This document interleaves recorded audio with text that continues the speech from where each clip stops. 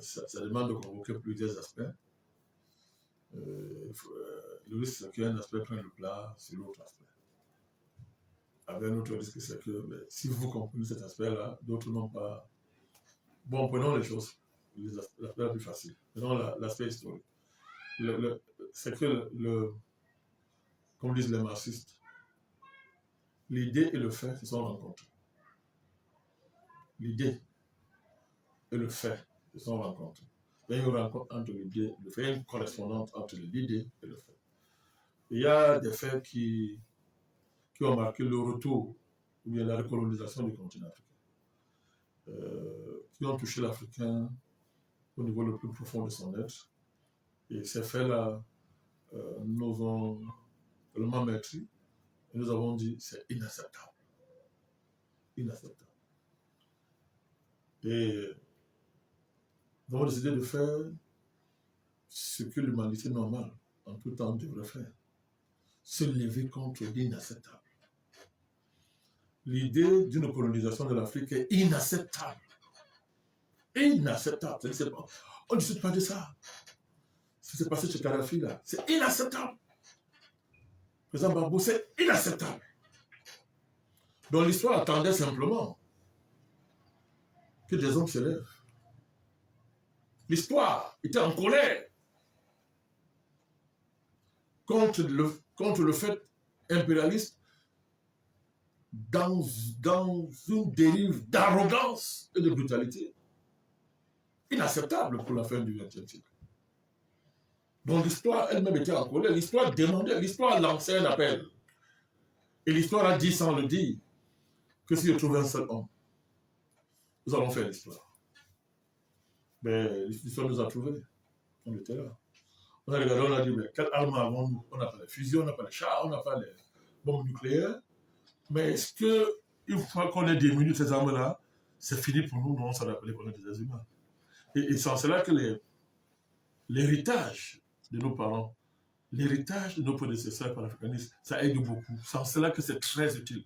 C'est pour ça que la continuité de la mémoire est très importante. Donc quand nous sommes, moi je vous dis, parce que comme moi, c'est depuis 2010, au plus fort de la crise ivoirienne, nous étions en première ligne ici au Cameroun, dans ce combat. Moi, dans les médias, je me retrouvais avec 3 pro-Ouattara, et j'étais le seul à défendre le président Gbagbo.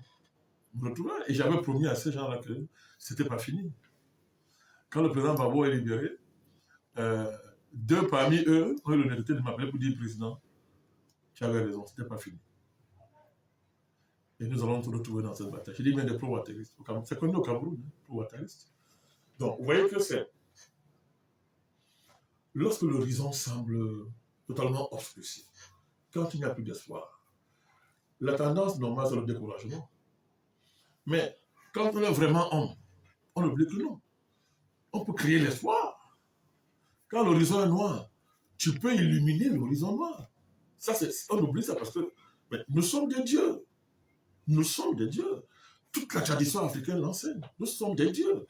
Et la parole de Dieu l'enseigne. Et le son intérieur me dit quoi? Qui n'a pas de son intérieur? Sauf si vous avez cessé d'être un être humain. Sauf si votre esprit est mort. Mais le son intérieur nous parle. En quelques situations où nous nous trouvons, mais à chacun de recevoir comment est-ce que nous captons le son intérieur.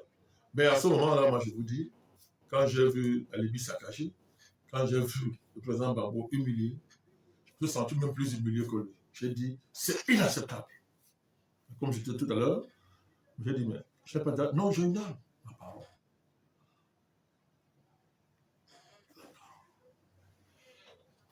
La parole. Ah oui. Je me suis rappelé que le monde a été créé par la parole. Et une fois que j'ai compris ça, je me suis dit, mais qui va m'arrêter? Non, non, j'ai commencé à réunir les gens. Donc c'était vrai.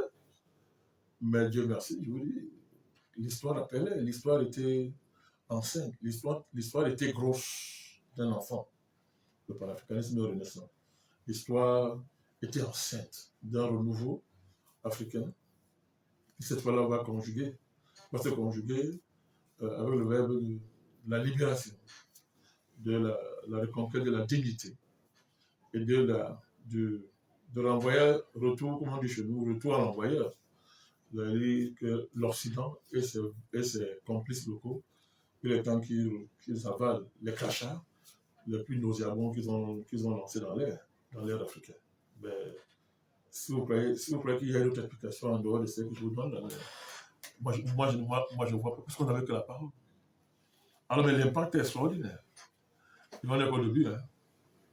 On n'est qu'au début. Le meilleur est en route, là. Le meilleur est en route. Surtout après le troisième congrès du NMP, le meilleur arrive.